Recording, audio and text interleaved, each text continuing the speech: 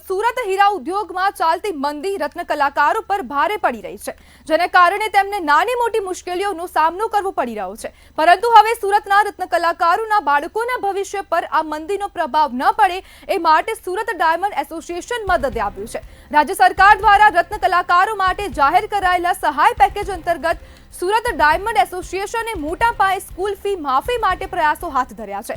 આખી પ્રક્રિયામાં 300 થી વધુ શાળાઓના સહાય રકમ સીધી સ્કૂલના ખાતામાં જમા 23મી જુલાઈ સુધીમાં થશે। સુરત જિલ્લાની 300 થી વધુ સ્કૂલોમાંથી 55,000 વાલીઓએ તેમના 65,000 સંતાનો માટે આ ફી માફી યોજનાનો લાભ લેવા માટે ફોર્મ ભર્યા છે। આ તમામ ફોર્મ હવે સુરત ડાયમંડ એસોસિએશન પાસે ભલામણ માટે મોકલવામાં આવ્યા છે। ત્યારબાદ જિલ્લા ઉદ્યોગ કેન્દ્ર દ્વારા રાજ્ય સરકાર પાસે ગ્રાન્ટની માંગણી કરવામાં આવશે। રાજ્ય સરકારે જાહેર કરેલા યોજનાની મુદત 1 વર્ષની છે અને દરેક વિદ્યાર્થીઓ માટે મહત્તમ 13,500 રૂપિયા સુધીની ફી માફી મળવાનું રહેશે।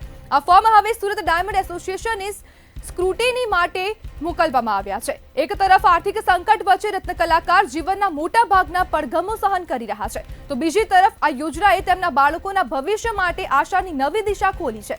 મંદી વચ્ચે મજબૂતીથી ઊભા રહેવા રત્ન કલાકારો માટે આ સહાય માત્ર આર્થિક નથી, એક માનસિક આધાર પણ છે। રાજ્ય સરકારે રત્ન કલાકારોની રજૂઆતોને ધ્યાનમાં લઈને આ સહાય પેકેજ જાહેર કર્યું છે। આ યોજના 1 વર્ષ માટે લાગુ રહેશે અને આનાથી રાજ્યના 10 લાખથી વધુ રત્ન કલાકારોના બાળકોને લાભ થશે। છેલ્લા ઘણા સમયથી રત્ન કલાકારો આર્થિક મુશ્કેલીઓનો સામનો કરી રહ્યા છે। કેટલાક આપઘાતનો રસ્તો પણ અપનાવે છે, તો કેટલાક વ્યવસાય બદલવા માટે મજબૂર થયા છે। આવા સંજોગોમાં આ યોજના રત્ન કલાકારોના પરિવારો માટે આશાનું કિરણ બની રહેશે।